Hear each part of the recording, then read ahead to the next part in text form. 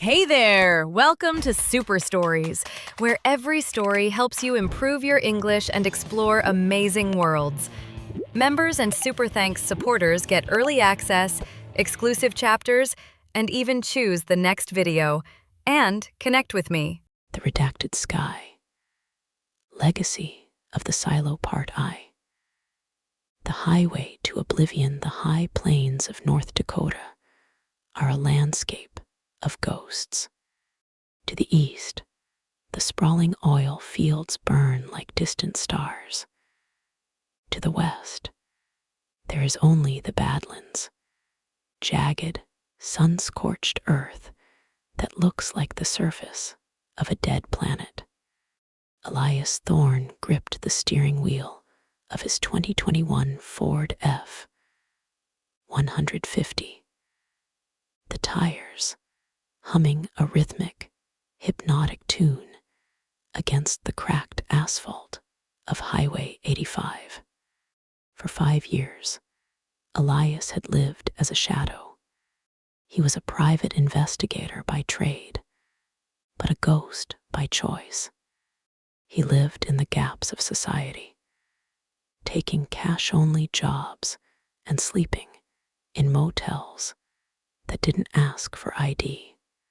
He had no memory of his life before a cold winter morning in 2016, when he woke up in a Boston hospital with a concussion and a brand new social security card. The silence of the cabin was shattered by a phone call. The screen didn't show a name, only a series of zeros that stretched across the display. He swiped to answer. He didn't say hello. "The crows are flying south, Elias," a woman's voice whispered. It was raspy, strained, and accompanied by the heavy, rhythmic thrum of electronic interference. Elias's heart skipped a beat. His hands began to shake. That voice, he had heard it in his dreams every night for a decade. It belonged to Sarah Jenkins, his partner from a life he couldn't remember.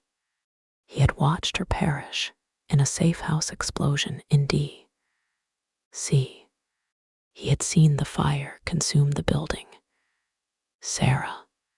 He gasped, his voice cracking. How? Where are you? The past is waking up, Elias. They've breached the Oak Haven silo in Nebraska. If the NSA retrieves the black box on level 4, the Redacted Sky protocol goes live. Every secret you've ever kept, every person you've ever protected, they'll be erased. Run, Elias. Run toward the memory. The line went dead. Elias looked in his rearview mirror. A pair of LED headlights appeared on the horizon, moving at twice his speed. The hunt wasn't coming. It was already here. Part Roman 2. The concrete tomb. He reached Oak Haven, Nebraska, at 3:14 a.m. The town was a dying nerve center for the Cold War. A cluster of trailer homes huddled around a decommissioned Minuteman missile silo. The air smelled of wet corn and ionized copper, the scent of an impending electrical storm. Elias bypassed the perimeter fence. His military-grade training he didn't remember receiving, kicking in instinctively. He found the silo hatch. It hadn't been picked. It had been melted. He descended the 80-foot iron ladder into the bowels of the earth. The temperature plummeted. At the bottom, in the darkness of the command center, Elias turned on his tactical light. The walls were plastered with thousands of Polaroid photos. He stepped closer, his breath hitching in his throat. They were all of him. Elias eating a burger in a diner in Tulsa. Elias sleeping in his truck in a Montana rest stop. Elias standing over a grave in Arlington. In the center of the room sat an ancient reel-to-reel tape recorder, its brass wheels spinning slowly. He pressed the play button. "Hello, Elias." His own voice echoed off the concrete walls, sounding colder and more precise. "You think you are a man. You think you have a soul. But you are a project. You are the human interface for the redacted sky AI. The memories of the man you think you were are just lines of code meant to keep you stable. You aren't the hero of this story, Elias. You are the weapon." A red laser dot settled on Elias's chest. "Step away from the machine, Elias." A voice commanded from the shadows. Special Agent Miller of the NSA stepped into the light, holding a silenced SIG Sauer. He was accompanied by 6 Black Ops soldiers in matte black gear. "You are a $10 million asset, Thorne," Miller said, with a thin, cruel smile. "But the black box in your subconscious is malfunctioning. You're starting to ask questions. And in our business, questions are a terminal illness." Part Roman 3. The Colorado exfil Elias didn't choose to fight. His body reacted before his mind could process the threat. In a blur of motion, he disarmed the nearest soldier, using his body as a shield as he fired a flashbang grenade into the center of the room. He fought his way out of the silo with a terrifying mechanical efficiency.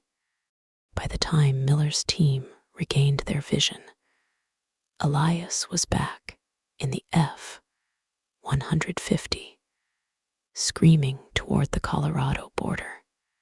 The entire American infrastructure began to weaponize against him. Every Amber Alert sign on the I-80 displayed his license plate.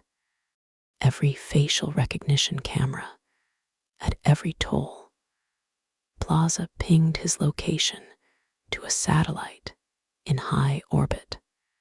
The redacted sky AI was hunting its own creator.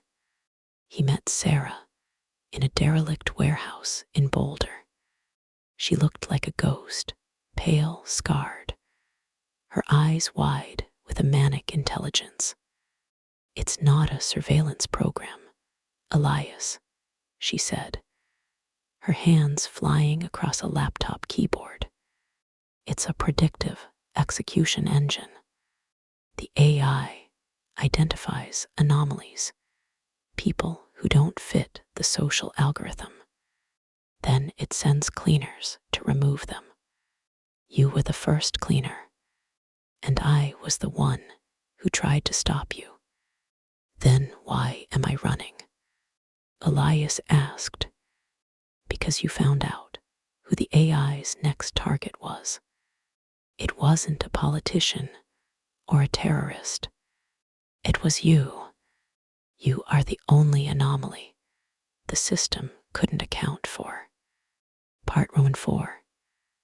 The summit of shadows, the final signal led them to a glass and steel fortress perched on a jagged cliff in Telluride, Colorado.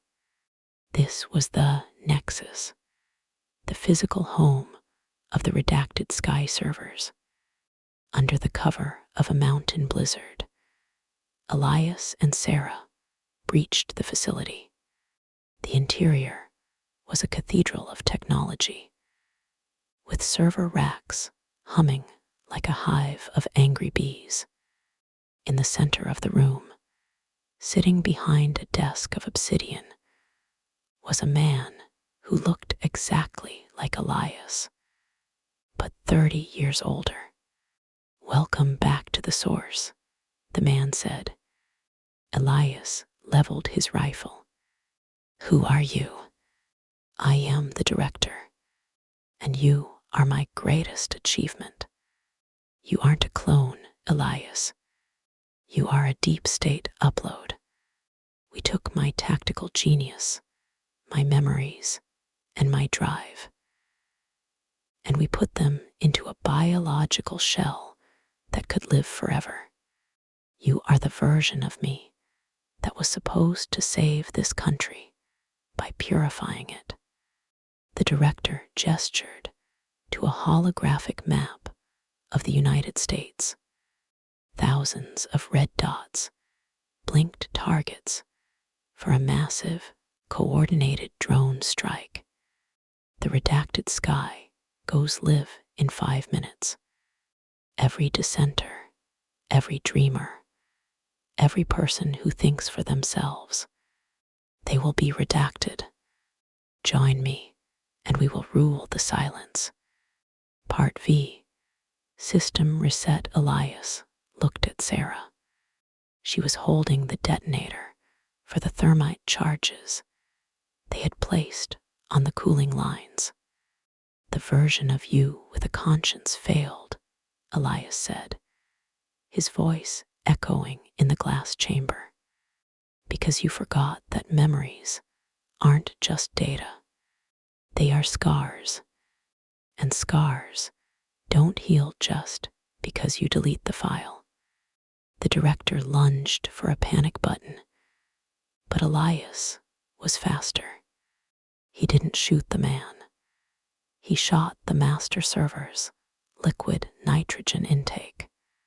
The room was instantly flooded with a freezing white mist.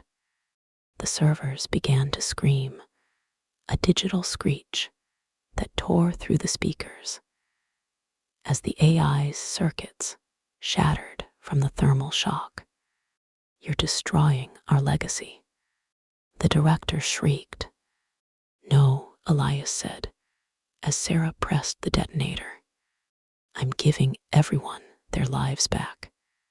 The explosion was silent at first. Then a roar of orange flame consumed the summit. The redacted sky was no longer a threat. It was a falling star over the Rockies. Epilogue. The blank slate months later, in a small town on the coast of Maine. A man sits at a wooden bar. He has no wallet, no phone, and no digital footprint. To the world, Elias Thorne is a dead man. He watches the news on a dusty TV. They talk about a unprecedented solar flare that wiped out government databases and surveillance logs across the country. People are calling it a new beginning. He feels a vibration in his pocket. He pulls out a burner phone. One message: "The sky is finally clear. Where do we go now?" Elias smiles, leaves a $20 bill on the counter, and walks out into the crisp Atlantic air. For the first time in his life, the road ahead isn't written in a file. It's a blank page, and he is finally ready to write it. Thanks for watching! Support the channel with super thanks or join as a member to unlock special chapters and pick what comes next. See you in the next story!